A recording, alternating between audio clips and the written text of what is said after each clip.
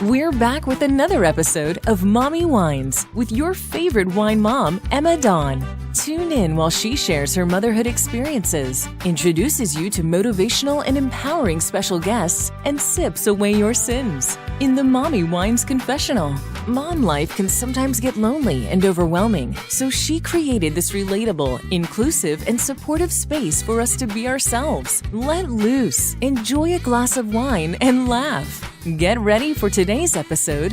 Here's Emma.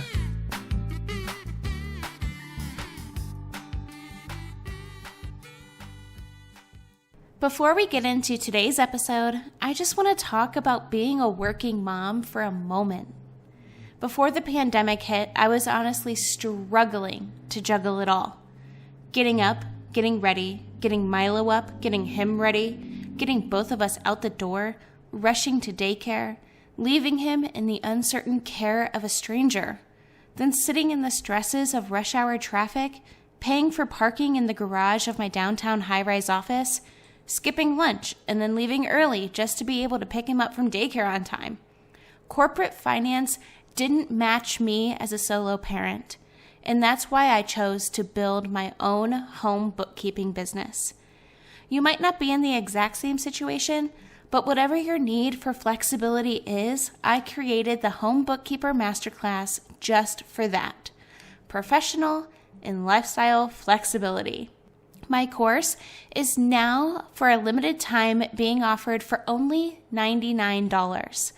In this course, I share everything I've learned about building and scaling my very own remote home bookkeeping practice.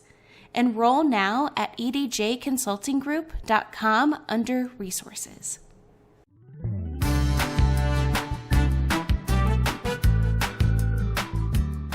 Hey there. Hi, how are you? Great. Well, great to be with you. Are you having a glass of wine there? I am. I just received this this mason jar wine glass for Mother's Day, so I've been sipping a lot out of that.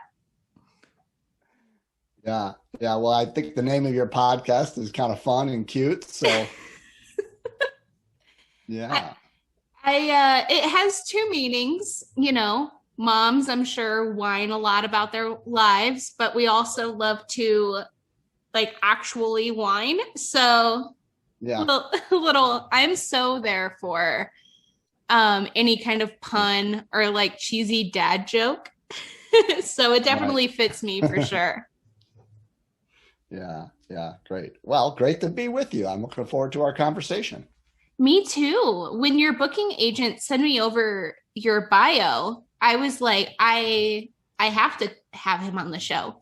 And one of the things I think is really interesting is that I normally don't have a lot of men on the show. So I think you're going to not only give us some really good insights professionally, but just a male's kind of perspective. Yeah. Feel free to ask me those kinds of questions, to have me comment on some things, because that really is, I think, a benefit to talk to someone that is not hitting on you, that is not, trying to relate with you, can give you an objective point of view on something. Would love all that.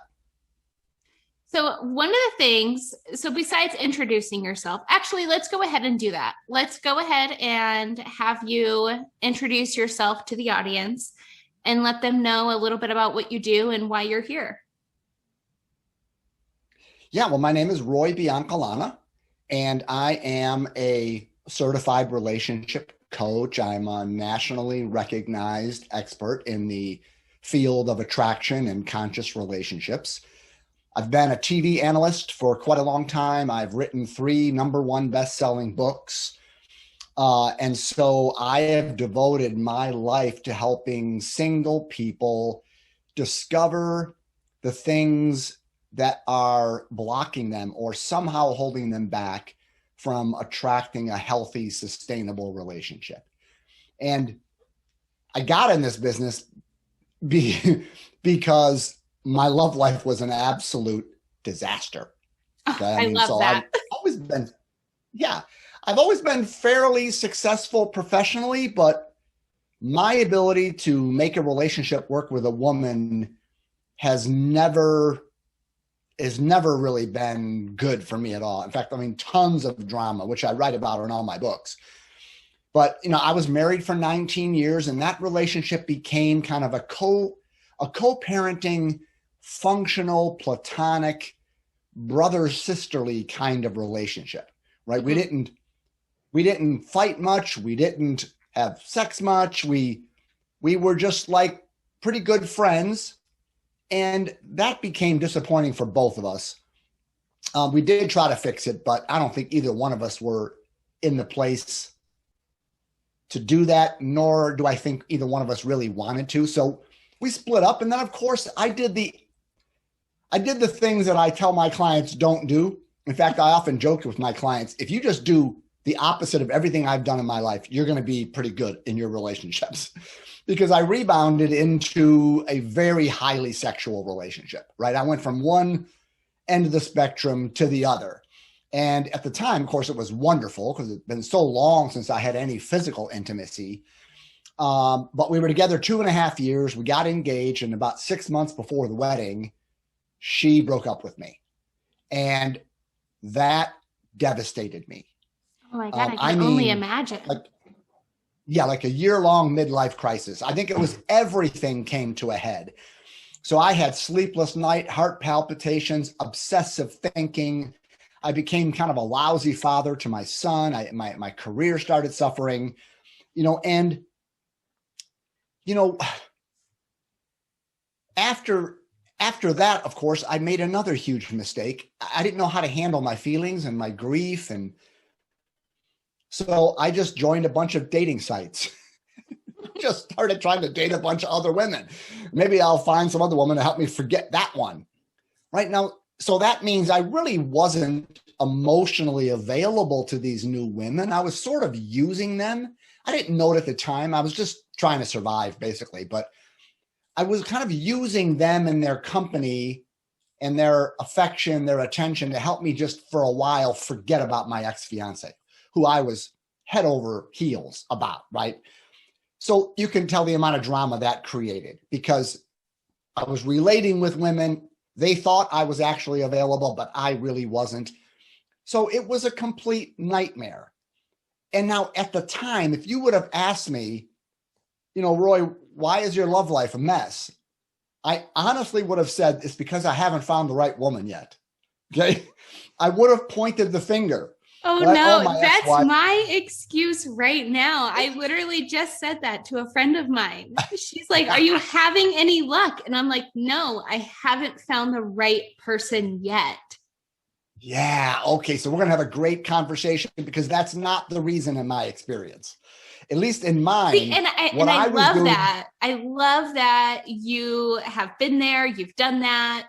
You have really dove into making this a professional life for yourself.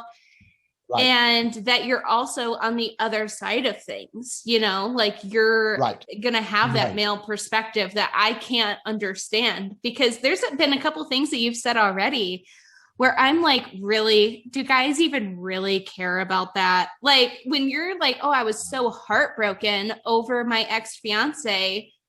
I'm like, I've been an ex-fiance. And then when they moved on super quick, my thought process was they don't care about me. I'm glad it didn't work out. When, you've just kind of proven that you were invested and you did care. And that's why you did what you did. Right. Certainly I could see why you would interpret if your ex moved on right away, that would mean he really didn't care about you. That could be true. But in my case, I tried to move on right away. I mean, within 2 days, I was going out to a bar trying to meet a woman, and I joined dating sites right away. But for me, that was because I was in so much pain. It was like taking Advil for a headache. I was doing whatever I had to do to kind of distract myself from that. So on the outside, I guess my ex-fiance could have thought, well, boy, he moved on in a hurry, but I really wasn't moving on. I was just trying to distance myself from some of the pain that I was feeling.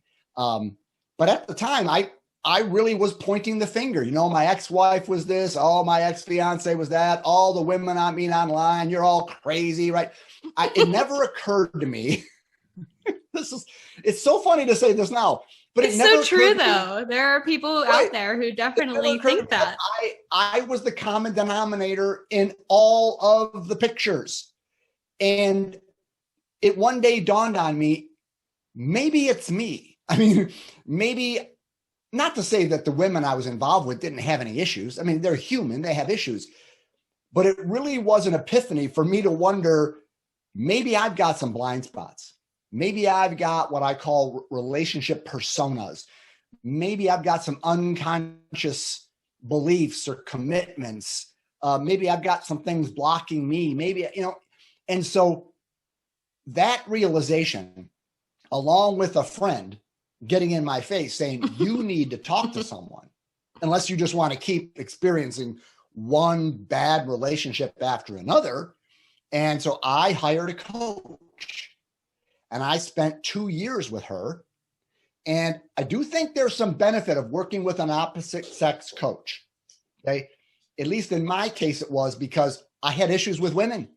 And with a woman coach, I was able to sort of practice a more authentic version of myself with her. Even though it wasn't a sexual relationship, she's still a woman. I'm still going to show up either trying to impress her or be honest, either, you know, coming from my heart or playing some sort of game, right? So it was really beneficial for me to work with a woman coach. And that was so transformative for me because I worked for about 2 years with her, which is a long time in coaching, right? Therapy can go on forever, but coaching usually. My therapist recommended that because I started going back to therapy because I was like, you know, co-parenting with my, I guess you could call him an ex, is just not working. How can I make it better? Or I need to do this for my son. And before that, I hadn't been in therapy for any other reason outside of just like my family being total batshit crazy. Right. So, and like one of the things like that and I always felt comfortable like expressing myself and doing all these things with a woman. And she's like, you know what I think would really benefit you is to talk about these issues that you're having with a man. And I'm like, no way. Like, I'm not going to talk about this stuff with a man. You crazy? He's going to look at me and think I'm crazy. Like every other guy thinks I am, you know? And she's like, no, I honestly think like if you spoke to somebody who could like relate on the level, you know, like I think it would really benefit you. And I was like, well, maybe. And I tried it. And I had 8 sessions with him and he was incredible. Obviously, I think, you know, don't just pick up any random man out of your life and like start confessing your deepest struggles to him. But like a professional is a different thing. Like you're saying, like you saw this woman on a professional level. And because she was she could relate to the similarities that you were struggling with, that it helped you. And it helped me too. And that's like one of the things I was thinking of was like, I don't know. It did. I was so resistant to the fact that my therapist was like, you need to talk to a man. I was like, no way. Like, first of all, I'm one of those women who are like, women can do anything. We're, you know, whatever. I'm like, not like a feminist, but I'm like an alpha female type. And for her to be like, you need to talk to a man, I was like, you're a quack. Yeah. There's no man that's going to help me. I can help myself, blah, blah, blah, blah, blah. Right. But when I did, and I sat down and I kind of surrendered to the process, it really did help me see things in a completely different light. Yeah. And though it didn't help the relationship I have co-parenting with my son's dad, it did help me see men on a completely different level than I did before. Mm-hmm. Yeah, I think part of what happens I was just talking to my son the other day. My son's 26. Okay. So, and he's really wanting to meet someone now. He's not in that, fraternity boy, hit it and quit it phase. He's wanting to meet someone. And, he was sharing with me that he meets quite a few women, and he can sense that, because he's a good guy. I mean, I know he's my son. You think I'm bragging, but he's got a good job. He's got a good heart. He's got his shit together. I mean, the guy's handsome as hell. I guess it from his mother, I think. I don't know, but he's from what I talk to women about, he's what women are dreaming about. Like a guy who's grounded. He wants a relationship. He's not an idiot. And he meets women and he notices that when he's showing up and being himself, he can tell that they think he's faking it. Like, you just want to get in my pants. Like, in other words, like, you can't be for real. Now, the reason women feel that way is because there's been so many moron men in the world that have slimed women over and over and over again. But also, if he's 26, is he dating younger? Because there's so many times I've heard that women don't, what is it? Their mental brain doesn't fully develop until 27. Yeah. And so I heard that about men, but if he's, I think men is like 43. Oh my God, I hope not. I'm going to be single for so long. Yeah. But if he's 26 and say he's even dating a couple years younger, which that is a very common thing. Up until recently, I've been like, oh, I could never date a guy younger than me. I always have to date older. Mm-hmm. So if he's at that age and he's thinking the same thing that I thought when I was 26, he's probably dating 2 to 3, maybe 4 years younger. And maybe they're just not there, because when I turned 27, well, it was also the same year I became a mother. So when I turned 27, my entire thought process completely changed. I was so much more secure with who I was. And I think one of the things women do, especially in dating, is they project and they act out. At least that's what I used to do. Mm-hmm. And if somebody is coming to me, and I have this thought of like, oh, they only want to get in my pants or whatever. I can fully admit, I will raise my hand to that any day, that I used to project so much when I was younger. But now, like, I don't know, after I turned 27 and I started to like really feel comfortable in my own skin, in my own life, and in my own priorities that I had laid out for myself, things really started to change. So I think like he's in that age of just he's going to have to suck it up like all of us did and date around. Yeah. Maybe date older. Maybe tell him to try to date older. Well, right. No. Yeah. So he's not having any difficulty. The point I was making is that many women find it difficult to open up and surrender and trust and be vulnerable with a man because they've been hurt so much in the past that they want to guard themselves and protect. Now, I don't know what age he's going after. I do know that he is interested in a woman who's got her shit together and has a career and is a woman of spiritual and emotional depth. So I wouldn't be surprised if he's interacting with women that are older than him. I don't think the age matters to him. At least I hope it doesn't, because the whole age thing is mostly driven by ego, especially when it comes to men.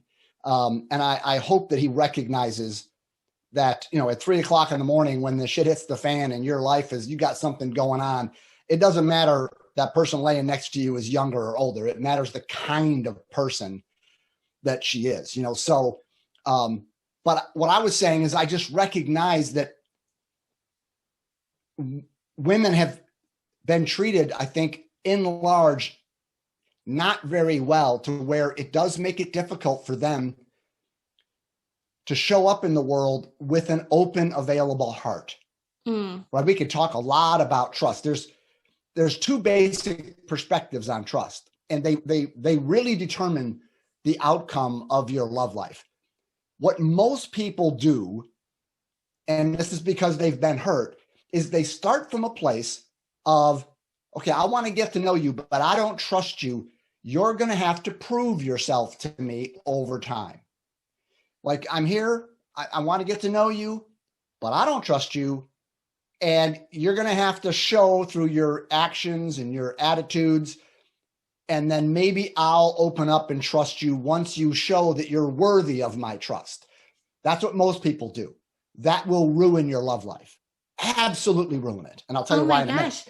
But Totally. The other way is to deal with your baggage, to deal with the pain, the betrayal, the things that you've gone through, that we've all gone through. We all have scars and wounds from our past relationships.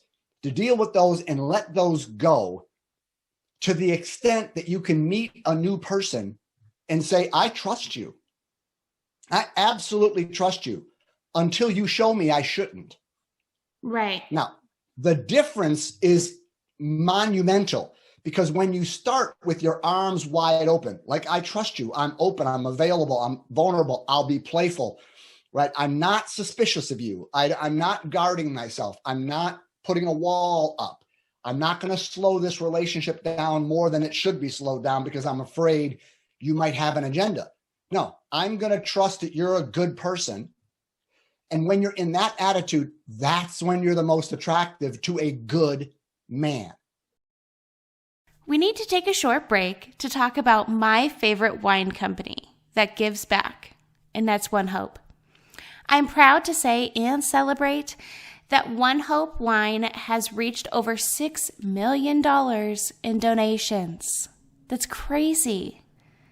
One Hope's award-winning wines are made by some of the most acclaimed winemakers in the industry, blending traditional winemaking methods with modern techniques. Each exquisite bottle becomes a catalyst for change. One Hope's commitment to high-quality wine is as important as their commitment to the causes they support. Through the sale of every bottle, One Hope has donated over $6 million to impactful causes around the world. They have built a school in Guatemala, funded over 19,000 days of clinical trials for breast cancer research, planted a forest in Indonesia, provided over 3 million meals for children in need, and found over 80,000 pets forever homes. If you're going to sip, then sip with purpose. They even just released the new tasting flights, mini bottles for you to have your own wine tasting right at home. Shop, ship, sip, One Hope at onehopewines.com/myshop/mommywines. Link is in the show notes below. But most people have been hurt and they haven't done the work of letting go of the past. So they go into the world and they're meeting people from, I'm not so sure about you. You're going to have to earn it. You're going to have to show me that I can let my guard down. Okay. Now, when a good man is engaging with a woman like that, he can feel the wall. He can feel that it's like, come, stay away, stay away. He can feel the resistance. He can feel that you're holding me responsible for what the other guys have done. And a good man will never put up with that. Like, I've never seen a good man bring a sledgehammer on a date. I'm going to break down your walls. Right? He's just going to say, wow, I don't feel you opening up to me. I feel resistance. I feel your guard. And no judgment, but it's like, hey, that woman over there, her arms are wide open. She wants to play. Right? And so by holding on to your pain and not doing the work of letting it go so that you can have that open, available heart, you chase away the good guys and you attract the men who, for some reason, want to try to break down your defenses and so forth. And then you get into real trouble. So this is probably the number one issue that I deal with my clients, is helping them come to the present moment with a clean emotional slate. It doesn't mean you forget what happened to you. It just means it's not still alive in you. Like in my book, Relationship Bootcamp, It's right there. I have 3 books. They're all around my head. In my book, I have this phrase about the past, that you want your past to be something that happened versus your past is something that's happening, meaning it's still alive in me. I'm still hurt. I'm still reactive. I'm still guarded, right? So I just rarely meet a person that doesn't have some baggage like that. So it's not wrong. It's not bad. It's just the baggage stands between you and the person that you'd like to be with. So if you can clear away, like the sun is always shining, right? But the clouds block it. So you can't see it. And sometimes it gets really dark, right? So when I work with clients, we're not talking about where do you find someone, where do you go, how do you approach, what do you say? We talk about how to remove the stuff, the barriers, the blockages, the baggage that's keeping the sun from shining on your face, right? It's keeping love from flowing, because love is the nature of reality. And if it's not happening, somehow you're blocking it. And that's me right now. That's where I would come back when you said, I just haven't found the right man yet. I would say, perhaps there is something unconscious that you're unaware of that is attracting certain dynamics or no dynamics. I don't know what your life situation is, but there might be something that you're doing to attract the wrong men or no men that you're just not aware of. And that's what I learned when I worked with a coach, because I thought that it was all their fault. And she's like, let's work on you. And I started to discover that, I had some serious barriers and blockages. Like, it was like, no wonder why you got into these dynamics, because you were coming with a certain kind of energy that was just attracting that. And as I changed me, then the women that started to show up in my life changed completely. So, see, I hope that happens. But there was something you said back a little while ago about breaking down walls. And I feel like as a woman, there are so many things, rom-coms, Lifetime TV, our parents, all of this stuff, right? Yeah. Who teach us that the right man is going to be the one who's going to push through. He's going to keep showing up. He's going to keep showing up and showing up. And he's going to, dodge every bullet you shoot at him. And he's going to break down every wall you put up. But as I've gotten older, I'm 31, so I'm not quite there yet. But as I've gotten older and I've experienced relationships, and I've always kind of been a serial monogamist. I've never really dated around. And in my past, in the episode that I just had, we were talking about how me and that guest had never had a hoe phase.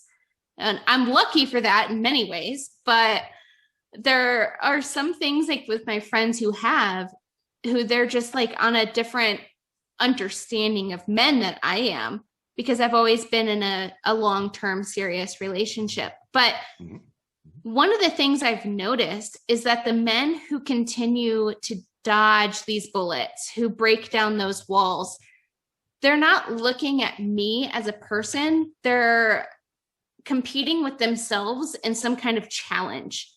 And one of the things I've realized recently is that I've dated a lot of narcissistic men. And I feel like those are the men who are going to take your challenges and run with them.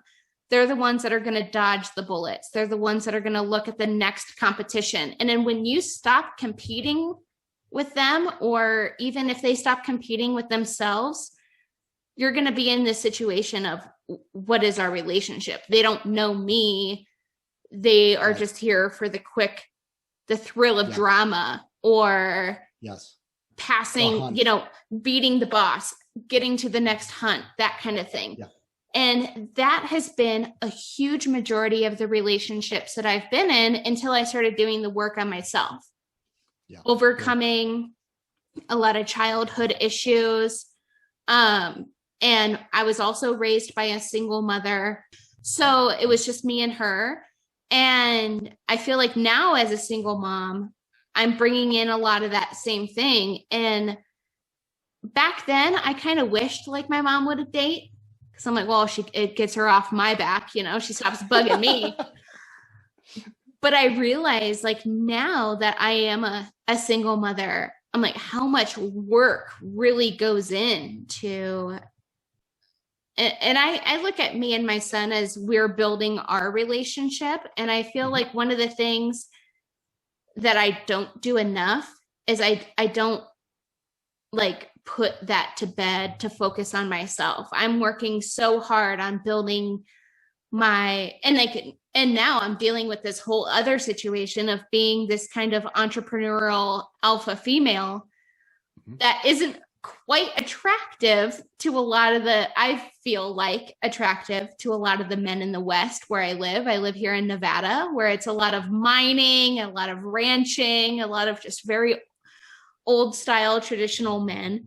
And me being the kind of person that I am, on top of focusing so much of my energy on building this relationship with my son, I'm like, where does that leave me in the terms of dating? Like, I don't want to leave him in a situation where he doesn't have a positive male role model in his life. But I'm like, but on the same side, I'm like, I don't want to take away from him, you know? So dating as a single mom has been extremely challenging in my situation. Yes. And you already have a son. That does change things. It changes your availability. You just can't pick up and go whenever you want. Yes, you come as a package deal now, right? And oh yeah, we're a BOGO bundle.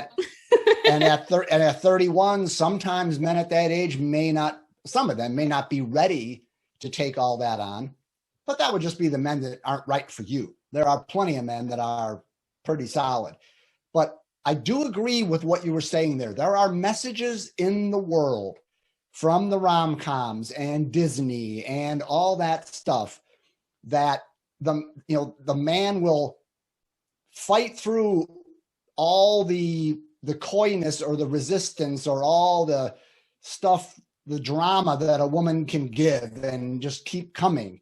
And I find that in the real world to be the exact opposite. I think you just described that. Any it's the audience, unhealthy men. Who's listening out there? Just raise your hand. Are you listening in your car? Are you listening on YouTube when you're cleaning your house? Whatever you're doing, just raise your hand.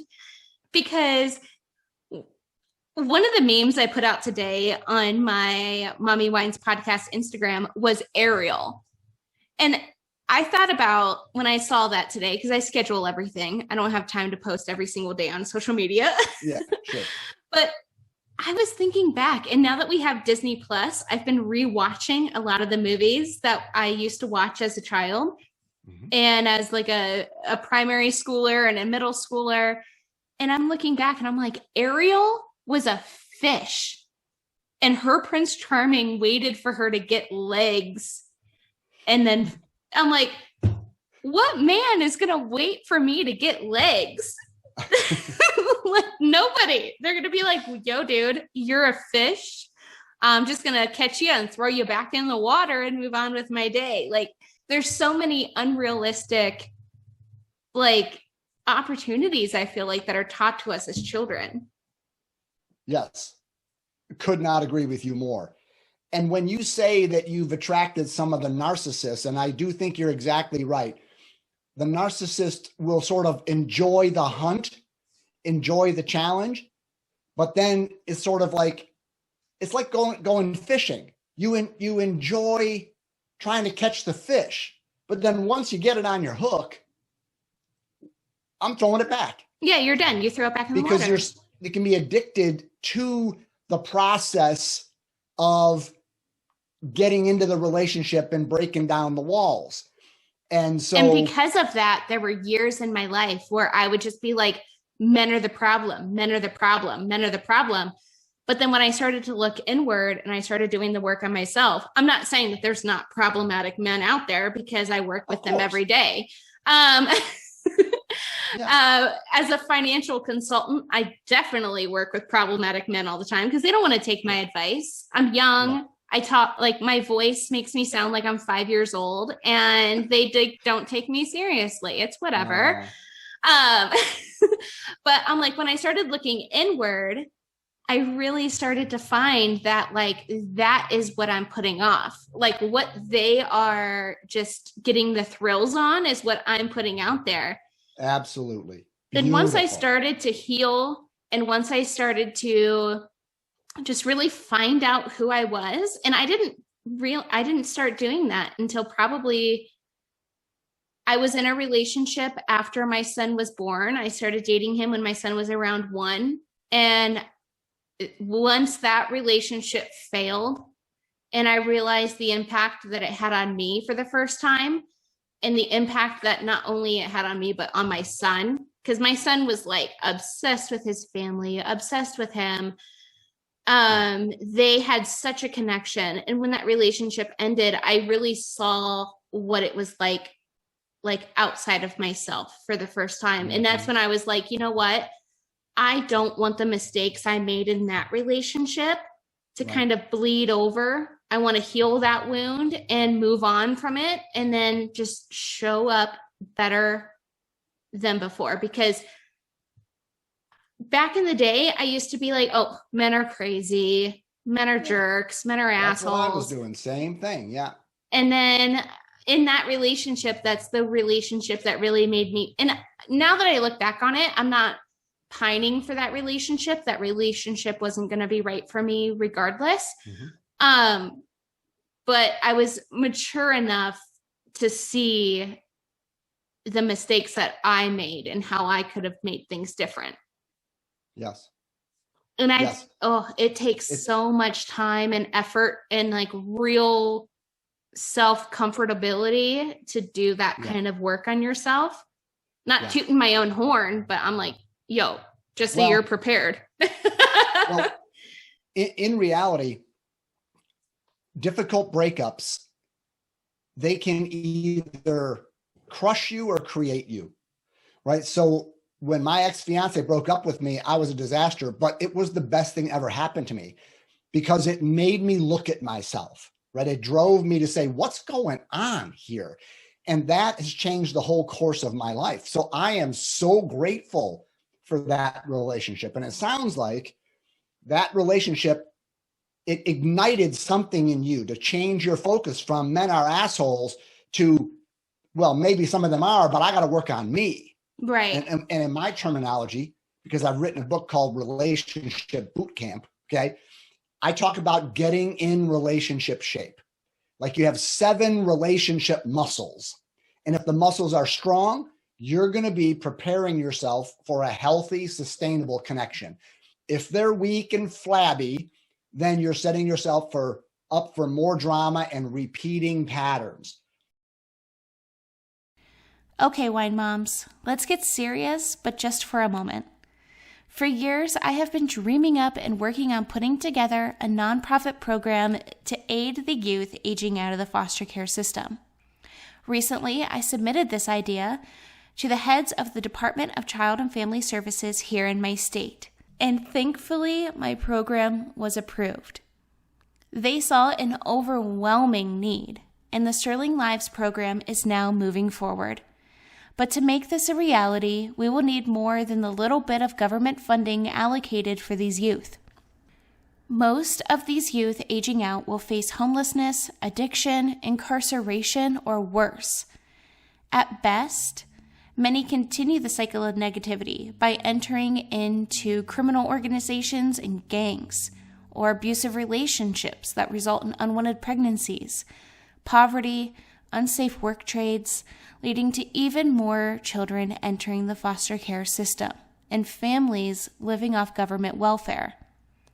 To break these chains and end the cycle, the Sterling Lives program is dedicated to helping aged out youth transition into healthy, productive adults, granting youth eco-friendly and affordable housing, safe work opportunities with flexible schedules to prioritize mental health, education, and job training. all while boosting America's rural economy with sustainable, environmentally focused tourism. Ways you can help are by snagging up some MWP merch, drinking One Hope wine, and donating directly at the Sterling Lives GoFundMe. All links are in the show notes below. Wine moms, I have a confession. Coffee is one of my major food groups. Having my son home with me all year through a pandemic, expanding my home bookkeeping practice, EDJ Consulting Group, getting my nonprofit program, Sterling Lives, approved, beginning to homeschool, starting sports, getting roped into being a coach. It's honestly what keeps me going and retaining the little bit of sanity I have left. Coffee over cardio is my go-to lifesaver. It's owned and operated by female entrepreneur Abby Scott, and it's all carb-free, sugar-free, keto-friendly, and gluten-free. With super fun flavors like birthday cake, cinnamon bun, French toast, vanilla hazelnut, my favorite, and so many more, you honestly can't go wrong. Coffee over cardio has all your coffee accessories like tumblers and frothers, creamers, and my must-have hydrate you can add to coffee or water, upping the flavor and hydration with electrolytes. Abby is seriously a genius. Get 10% off when you use my code 10EMMADAWN and free shipping on orders over $85. Once again, that's code 10EMMADAWN, and the link is in the show notes below. So your getting into relationship shape is one of the things that really popped out to me when I was reading your bio. When your booking agency sent over your one sheet, I was like, oh, I have to hear about that, because after I had my son, obviously my body changed. And as a woman, that can kind of be like a little bit hard to accept, because you have this idea of what you look like back in your prime when you're 18, 19, 20, 21. And here I am 31. And I'm like, what? I don't look like that anymore. But I'm like, also, that was so long ago. So I kept making these excuses of, you know, if I just hit the gym harder, I'll find the guy I like. Or if I do this, if I start wearing makeup every day, I'll find the guy I like. Or if I get my hair done professionally, I'll find the guy, you know? And it doesn't matter how much time, effort, energy, or funding you put into it. I feel like if you're not mentally there, you're not going to find the guy. Right. Right. Yes. I mean, first of all, I hear that, and I completely understand that. Our culture overemphasizes a woman's body to the point where it's easy for women to have their whole identity wrapped up in that. And then as you have children and you age, since that is being told to you that that is your calling card, then you just feel like, and I think that's why a lot of people like in Hollywood in their 50s and 60s are doing all kinds of plastic surgery, and sometimes with bad results, because they're trying to still play that game. And so I totally get that. And part of that we men take responsibility for, because we define what we want in a woman so much by physical characteristics. And that is a certain kind of guy that I would recommend you not go out with and date.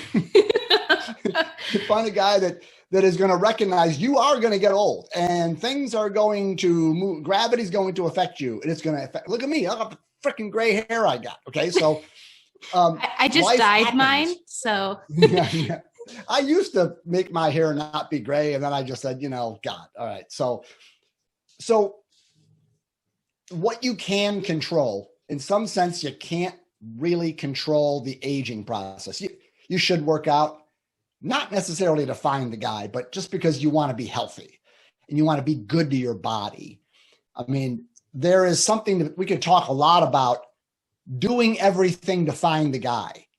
It gets you in kind of an obsessive mindset. Instead of loving your life, living your life, doing things that you want to do, because when you're in that space, it's a healthier kind of energy, and I think more attractive to a deeper kind of man. But the part that you really can control is how relationally fit you are, right? And so I call these 7 relationship muscles. They're actually relationships you have inside of yourself.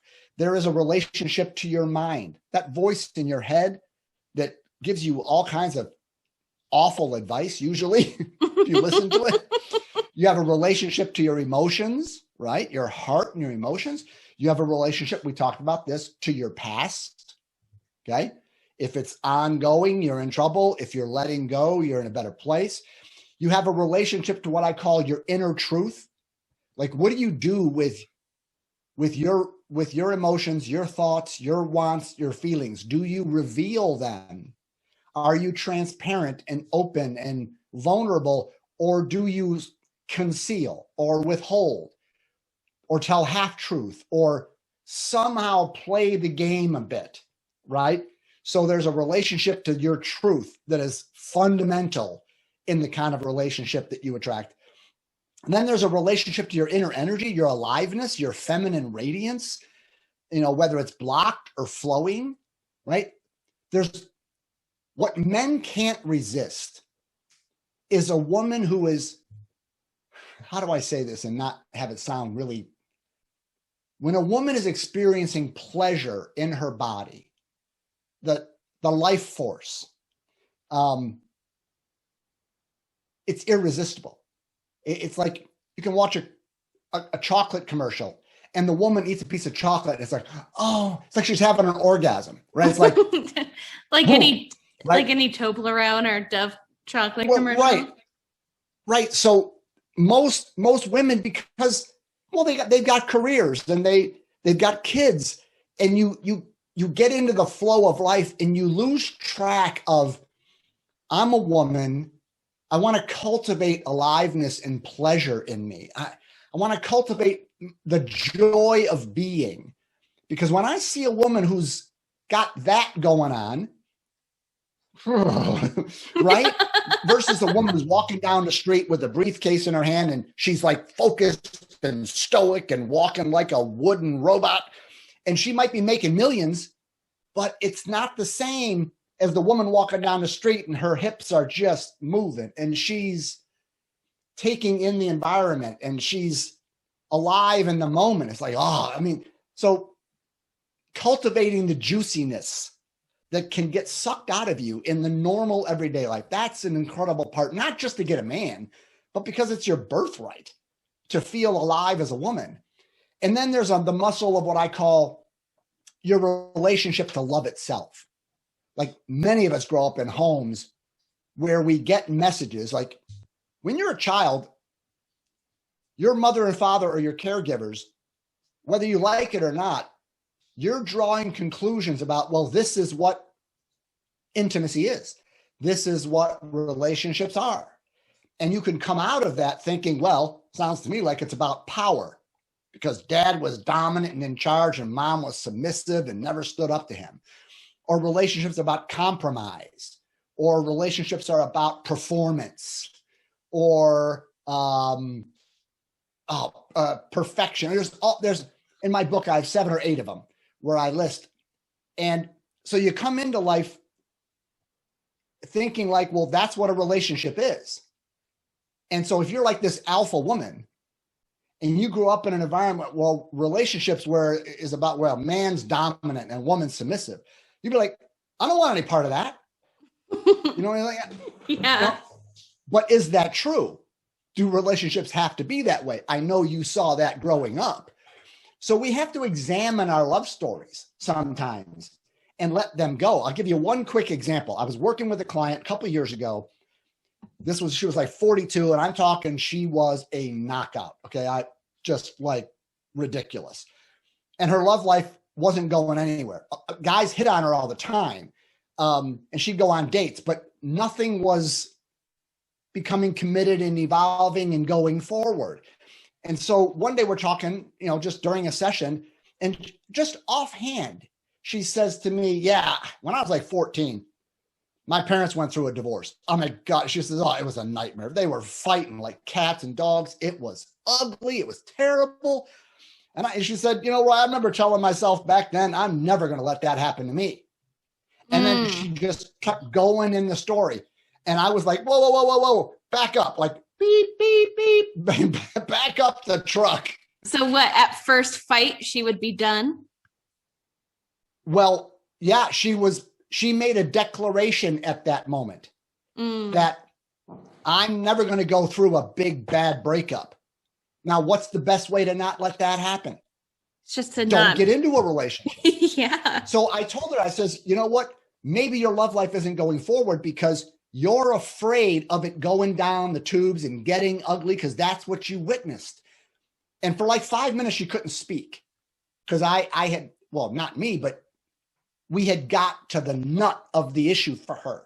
And so then we talked about, okay, that was your family, but does it have to be that way? I mean, are you going to assume you're going to have it fall apart and be ugly? And she's like, no, I know a lot of people have good relationships. I know, but you almost made a statement to the universe. I'm never going to let that happen to me. So I think it was maybe 3 months later, she met some guy and they've been together now. I think it's almost 4 years. Aww. Right? It's these kinds of things that I do as a coach to help people see what they're not noticing and how that was sabotaging her love life the whole time. And she really didn't even recognize it. Right. So it's these muscles, your mind, your emotions, your inner truth, your past, your energy, your relationship to your love stories, even your relationship to reality. Like, here's a good one. Most people, when they're single and they're really wanting to meet someone, they see their singleness as a problem that needs to be fixed. In other words, they're not in a place where it's okay, I'm single and I'm fine. Life is fine, right? There's a kind of a resistance. It's a problem I've got to fix. So when you're in that mindset, your energy is, first of all, you're in resistance to what is. And there's kind of a level of unhappiness or a level of disappointment, which turns into kind of, since it's a problem that I've got to fix, you can try too hard in relationship. You can come on too strong. You can maybe not pay attention to some red flags because, I've got to be in a relationship. So your relationship to the reality of this now moment, if it is in resistance rather than acceptance, will make you unattractive, right? The more that you're like, there's an old Bible phrase, right? This is the day the Lord has made. Let us rejoice and be glad in it. The more that you are trusting that you're right where you're supposed to be, having the experiences you're supposed to have, there's nothing wrong. You're not a leper. You're just single. The more you can be okay and not let your mind tell you, well, what if I never meet some? What if I'm 90 years old and I'm an old maid? That's that voice in the head that just shut up. Like, you don't know the future. You don't know if you'll be alive in a week from now, much less whether you're going to date someone. But you can be happy right now. I don't have a problem that needs to be fixed. I love me. I love my life. I'm right. And so when you're in that space, you're your most attractive self. It's like women, you hear stories all the time of women who are really having trouble getting pregnant, right? They can't get pregnant. They're trying. Finally, they say, F it. I don't care. We're going to adopt a baby. And they go through, they sign the papers, and 2 weeks later, she gets pregnant. Like, why is that? That has actually happened to so many of the wine moms that are in the Mommy Wines community, is they have fertility issues. Or during COVID, they're like, well, we have nothing else to do. We might as well just get drunk and whatever. And now they're 26, 30, 18 weeks pregnant. I'm like, well, you were in social distancing. That the angst and the effort and the resistance to not getting pregnant affects the body's ability to just flow. And the minute you let go and say, all right, I give up, all of a sudden the body, so it's the same thing. The more you're trying to find someone, the more I need a partner. This is a problem. I'm lonely. And you have all of that effort and angst in you, you put out an energy that is just not going to be attractive. But the minute you say, I'm done trying, I'm just going to live my life. I'm going to love who I am. I'm going to be playful. I'm going to do my thing and do things I love to do. And everything I do is not going to be, where do I meet some guy? Where do I go? What do I? No, I'm just not, I'm not going to be on the prowl anymore. I'm just letting go of all of that. You're going to be your most attractive self. And I can't promise you what's going to happen, but you're going to be felt differently in the world. And so these are some of the things that I work on with my clients. Not about where do I go on Saturday, but how are you sabotaging yourself? And how are you creating barriers? And how are you, I want to come back to something you just said earlier about being an alpha woman, and you're out there in the West, okay? Right. Because I'm guessing that even though you're a strong woman, you're looking for an alpha male. There's something in you that I want a man who's strong. He knows what he's doing. He's committed to something. He's got a job. He's got some self-confidence. He kind of knows where he wants his life to go, right? I'm guessing that's what you're interested in. And it totally is. And it took me a long time to realize that I am this alpha male when it comes to my business, when it comes to my goals. I pursue them so viciously that, like, you might as well just get out of the way.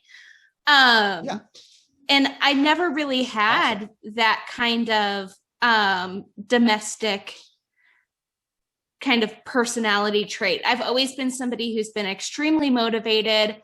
I can't just sit down and hang out. I have to be working on some kind of project that fulfills me. And it's kind of funny that you want to come back to that, because that is something that I get called out on all the time.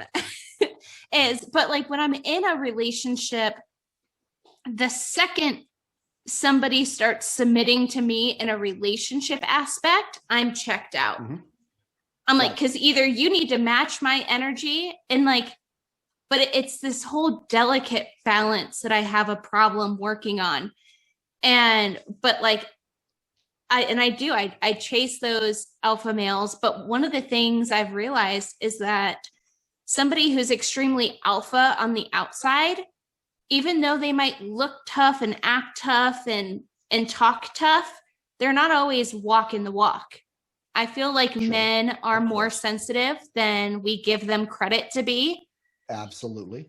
And when somebody is so extremely outward alpha, they're not always really that way on the inside. Mm-hmm. And and when I speak of alpha, I'm not really talking about like an attitude, a bravado, a kind of a macho. I'm talking about there's an inner energy about a man who really is in a masculine essence, that his focus is on his mission and his purpose. He brings a great deal of presence and a great deal of clarity to who he is and what he wants and where he's going. And I find most women find men very sexy when they have a clear destination in mind. They know kind of who they are. They know what they want. They're not living in their mother's basement eating Cheetos, playing video games. They may be successful, they may be not, but they are on their edge. They're doing something, and you feel like, oh, I can trust that guy because he's got his shit together in some way, right? Now, that guy, he's not looking for a waif of a woman. He's not looking for a woman who's a damsel in distress. But he is looking for someone who will trust him, who will sort of go on the dance floor with him and let him lead you around the floor. Let him feel into where does she want to go? You know, what is her energy? Where's her heart? And let me move us. So there's a sense in which the masculine person in a relationship loves to bring a kind of a guidance. That word is not, but kind of a directionality. And he's looking for someone who will trust and not say what they want or not give their own opinions on things, but, and I don't want to use the word submit. That's a power word. Maybe vulnerable or surrender in a sense, right? And so the danger is in your business world, what you're animating a lot of your masculine side to kick ass and take names. You're a single mother. You got to be both sort of mom and dad. You've got to budget and structure, and you've got to have discipline, and you got to do your homework. I mean, you've got to bring all that, and your nurturer, your caregiver, your mommy, right, at the same time. Oh, definitely. Right. So you've got all that. The challenge for women in today's world, because the culture has really championed women kind of animating their masculine side. I don't need a man. I can make my own money. I can do my own thing. You're living in a house. You're right. I don't really need a man, which is great. But then you almost bring your business alpha male persona on a date, right? And it's like, he's going to respect that. He's going to, I would totally respect you. You're raising a child on your own. You got 3 businesses or something you said. It's like, wow, I respect her. And a nonprofit, Sterling Lives. Go donate. Right, a nonprofit. Right. Right. But in our personal life, would she dance with me? Would she, in other words, are your balls bigger than mine? Do you wear the pants better than I do? And that's there's a dynamic so hard problem. Through. It's such a delicate balance that I've been struggling with too, because, and like you said, I do wear these masculine hats, and I do play these roles that I've had to fit myself into. And when it comes to a relationship, I feel like, especially now that we're in this whole world of online dating, where you write this, paragraph bio about yourself. And, I look at I've gone into my online dating profile and I've changed what I'm looking for. I'll say from a man to a woman, just so I can see women's profiles on what they're saying. Right. And mine looks like a resume, because that's the way my mind works. I'm like, okay, well, this is what I do. This is my hobbies. This is where I put a lot of my energy. Right. And it looks like a resume. And then I look at these other women, and I'm looking at them, and they're like, oh, I like to hang out by the lake, and I like to take really long walks with my dog. And I'm like, seriously? Mine looks and men respond to that? Mine looks like a business proposal, and theirs. Yeah. And it's so funny because those are 2 ends of the spectrum. Those are 2 ends of the online. Definitely. I help my clients with their profile sometimes. And you're describing, yours can be like a business resume. And then you got the other one that's like, I like to dance and have a glass of wine and go to the beach. Okay. Who doesn't? But there is something, you have a gift. There is something that you have to give to a man in intimacy that he can't get from anywhere else in his life. He can't get it from his dog. He can't get it from his friends. He can't get it from his therapist. He can't get it from his parents. There is something about you. If I was working with you, I would want to help you identify what is your unique gift in intimacy. Why would this guy that you're interested in, probably has a pretty full life, he's doing things, he's on purpose, right? Why would he change pretty much his entire life and put you right in the middle of it? There's got to be something that you offer him. I would die to find that out. So valuable, right? Well, maybe we should work together. It's a whole separate thing, but we should. But that's the question. Once you can identify that, we write that in your profile. And then that guy reads it and is like, it's not a business resume. It's not the shallow drivel that most women write. She's like talking about how she can make my life better. And she's telling me what I need from you. Right. So now the profile's much deeper. It's from the heart, and that will chase away the mediocre morons, but that will speak to a good man online, because trust me, there are guys that are online that are just clicking through profiles. They all say the same thing. I want to go to the beach. I like to dance. I like to have fun. I like to laugh, blah, blah, blah, blah. This deeper man is looking for someone to make a life with, someone who would challenge him, but also inspire him to be the best version of himself. Well, you got to say something to catch that guy's eye that is different, right? So that's a piece of what I do with my clients, to help them kind of get, what is it about you that, would make a man say, I'll do anything to put her right in the middle of my life? Because you do have it. And that's one of the things that I've been kind of thinking of, because after that relationship that I was in ended, and I started doing a lot of the work on myself, I had this whole thought process of, I don't really need a man. I'm perfectly capable of supporting and fulfilling my own self. But now it's kind of shifted as I've done more work on myself. And it's not like COVID was kind of nice, because I really got to spend a lot of time working on my inner self because I had nothing else to do. There literally was nothing else to do. But now that that's kind of wrapping up and I've done the work, and I'm now transitioning into this phase of, I might not need a man.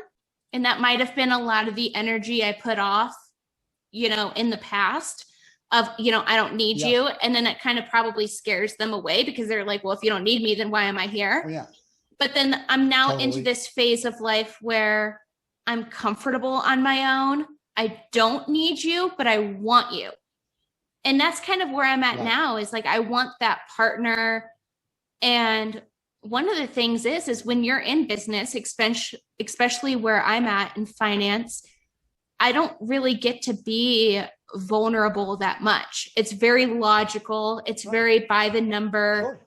And I'm realizing that that's one of the things I'm missing in life, is I just want to have a comforting conversation. I just want to be vulnerable with somebody. Yeah. And I don't know, that's kind of where I'm at.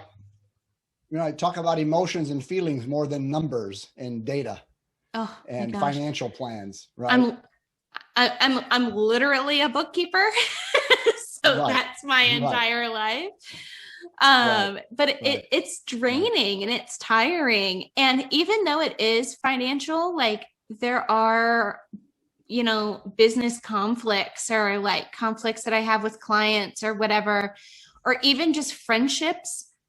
There's been a lot of personal friendships that have struggled over the past year because of the pandemic. And I'm just kind of left on my own. I'm left to find a new show on TV by myself. I'm left to drink a bottle of wine by myself. And it's do I want to drink the whole bottle? Probably not. Do I sometimes? Absolutely. Would I like to share it with somebody? Sure. Yeah. And it's just one of those things that I'm starting to realize now that I'm getting really comfortable with the work that I've done on myself. You're describing what I would call a healthy yearning. You're recognizing I don't need a man to complete me or take care of me, but there's a yearning for his presence, for just his humor, for his body, for his very self. And you want to cultivate the yearning. It's a painful thing to feel to feel the loneliness, to feel the longing. It's easy to want to distract that and have another glass of wine or something, or do something, or create activities in your life to not feel that. But it's that yearning. I just corked it because I was I'm feeling a lot of feelings right now, so I don't want to drink another one. That's precious. I just you corked want to cultivate that sort of painful yearning, that longing, because when you're in the grocery store and you're feeling that longing and you look over there and he looks at you, he's going to see the yearning. He's not going to see the girl that says, I don't need you. Because if he feels that, because a man really does want to, in a sense, take care of a woman. He wants to feel like I have something to offer her. And if she's like, there's nothing you have that I need, then he's going to feel that in your energy. But if you're recognizing, no, I don't need him for money. I don't need him to, I can take care of me, but I do need his presence. I do need his consciousness. I do need him. And I'm yearning for a deep man. I'm yearning for a deep man. When that's cultivated and then you make eye contact, he's going to feel that. That's attractive. I got it together. I don't need you. I can make more money than you and probably kick your ass if I had to. that he'll respect you, but he's not going to want to come get you. Right. But when he feels your heart's open and that yearningness. So part of what I do with my clients is how do you cultivate that? There's practices. There's breathing practices. There are sexual practices. There are all kinds of things to cultivate that heart opening that will attract a man of some depth, right? If you want a shallow man, just show some cleavage and he'll hit on you, right? But a shallow man's a shallow man, and he's not going to be a good father. He's not. I mean, you have a life you're not 22 anymore. This ain't fun and games. You've got a child, you have a business, you have a home. I'm looking for a man who's ready to go here. I don't need a frat boy anymore. Right. So you want to be moving an energy that is not attractive to a frat boy, but it is attractive to a man who's at that place where he's done with all that and he wants to go deeper. And you attract him by not trying to find him, but by cultivating that femininity, that yearning in a way that just, it's sort of mystical. It just happens. It's an energy. It's like magnet. The power of the feminine is incredible. So anyway, I don't know how much longer we have, but I did want to let people know about a special free thing I have for them, if that's okay. Absolutely. I'm not going to make you confess. We normally do confessions on this show, but I feel like you've given me so much free coaching. I'm not going to make you confess. Yeah. But I'll confess to anything. If I've done it, I'll tell you. But definitely share with any offers you have going on and where people can get in touch with you, because I do have so many single mom listeners, and I'm sure I'm not the only one who feels the way I feel. So totally. Share with anybody out there listening where they can find you online, social media, and what kind of offerings you have. Well, yeah, first of all, my website, coachingwithroy.com. That's the easiest way. And since I talk about getting in relationship shape, if you were going to go to a gym and hire a personal trainer, the first thing they might ask you is about what are your goals? What do you want to accomplish?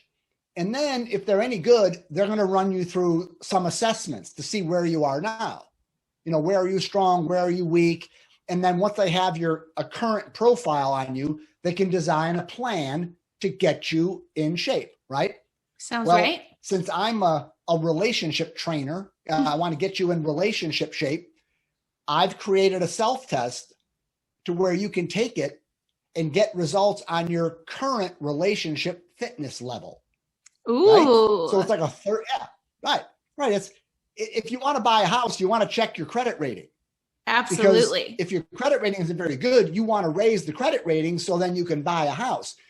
So if your current relationship fitness level needs a little work, and most of ours do, okay, you want to find that out, because then you can, I could put a plan together for you to help you get in shape. So the fitness test, it's on the front page of my website. I think I even sent you the link. maybe you'll have it in your show notes. Yeah, I'm going to leave it in the show notes.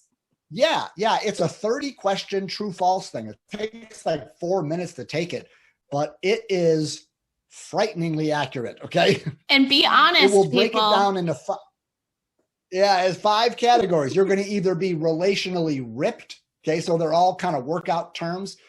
You'll be skinny fat, overweight, unhealthy, or the level that I and my wife were before we did our work, long before we met each other. The category is dangerously out of shape. I took my own test from the mindset I had back in the day when I was a mess. And of course I flunked it. I was not in good relationship shape. Okay. So I created that, and you're going to get your results. It's absolutely confidential. Even I don't see your results. Okay. But you get your results, what category you're in, and it comes with recommendations. Like, I'm not going to give you a diagnosis and then send you on your way. Oh, you got cancer. See you later. No. If you need to get in better shape, I've got recommendations on what to do. But I think knowing your vital signs, maybe you need to know your blood pressure and you need to know your credit rating. I think you really need to know, how ready am I for something real? Because you just never know when you're going to bump into somebody. Right? Maybe I'll close with this one little quick story. Imagine you want to run a triathlon. You're a crazy person and you don't own a car, so you're going to, do a triathlon. Okay. And imagine I'm a triathlon coach, which I'm not. But you want to do well in the triathlon. So you hired me to help you, do well in the triathlon. So we sit down and we talk, and you start asking me all about the day of the race, right? How do you survive the water, and then the transition to the bike, and then the running, and how much do I eat? How much do I drink? Where do I slow down? Where do I speed up? Right. And I'm sitting there as a triathlon coach thinking, are you in shape for this? I mean, you're asking me all the things to do on the day of the race. But if you stand on that starting line and you're out of shape, you ain't going nowhere. Okay. That's true. That is the same thing in your love life. That you're going to be on a starting line tomorrow, maybe today, sometime. The starting line is you're standing face to face with a potential partner, whether it's online or just through the course of life. If you're not in shape, it's not going to go the distance. So you want to make sure that whenever life decides, like I went to a personal growth conference, I sat down next to the prettiest girl in the room and I married her. Aww. Right? I wasn't online. I wasn't looking for her. I just said, well, I'm going to sit down next to the prettiest girl. And we started talking. It was a random meeting. She didn't live anywhere near me. We just came to the same personal growth conference. See, so that's going to happen to you. Life is going to do strange things. You just want to be sure I am ready if that happens. And so take the relationship fitness test, get your results. If it says you need some work, do the work. Now, do the work. And that's what I do, right? So hopefully you choose me. If you don't choose me, fine. Go to somebody and, learn to deal with that voice in the head, those emotions, your inner truth, all the stuff we've been talking about. I just can't encourage you enough to find out where you are, because we do one of two things, right? If you're an egomaniac like me, you'll think, oh, I got no problems. Oh, I'm in great relationship shape. That's what I thought back in the day. And of course, it was not true. Other people, though, they're all negative. I'm the worst. I'm horrible. I'm unlovable. Everything's my fault. Well, that's not true either. You want to get, what's the reality? How relationally fit am I? And with that information, you're loaded then to put a plan together to get yourself in a better place, because you never attract a relationship that's healthier than you are. That's true. Or, who knows? Maybe there's other females out there who are like me, who went through such a long phase of like, oh, I don't need a man, to now you've wasted all of that time. Not that it's wasted, but now I'm like, man, now I'm in the point of my life where I kind of wish I was a man or had a partner. And now I feel like I'm kind of starting from zero. when my ego totally got in the way of all that time I could have been working towards finding a partner. Maybe I wouldn't have been feeling the way I am now, but there you go. Go lay down. I just say, let all that go. It is what it is. And you never know when you're going to bump into someone. You never just know. Never know. Yeah. I really enjoyed this. This has been really fun. This has been great. I'm so glad I had you on the show. I don't get many men on the show, but I think your perspective thank you for having me. Was great. By the way, I have my own podcast, by the way. It's called the Attracting Lasting Love Podcast. So we are, we're colleagues, I guess, in a way, So totally. I have a blue Yeti microphone myself right there in my drawer. So yeah. Oh, I love this thing. When it said it was champagne colored online, I ordered it instantly off of. It fits your brand, right? Yeah, I love that. Yeah. Well, thank you for having me, and I hope we've given some people some good stuff to think about. Oh, I am sure we did. I think this is going to be an episode that is going to be very overwhelming for the comment section. And thank you so much for being my guest today. Thank you for having me. Yeah. All right. And enjoy the rest of your Sunday. Okay. Take care. Bye-bye. You too. Bye-bye. Thank you for listening to this episode of the Mommy Wines podcast. Make sure to leave a rating and review. And don't forget, if you're listening on YouTube, to give this video a big thumbs up and make sure to subscribe. And feel free to share this episode with your friends. Be like, hey girl, just listen to this super awesome and relatable podcast from Mommy Wines. Here's the link to the episode. Have fun. And to support the show and keep it growing, snag some MWP merchandise available at themommywines.com. You can also find all of my wine gadgets and my favorites right there under the shop page. For even more tipsy content, follow Mommy Wines Podcast on Instagram. On IG, I go live with real wine industry professionals. I try new sips, connect with all of you wine moms, and share some pretty funny memes, if I do say so myself. All sponsor info and links will be available in the details below.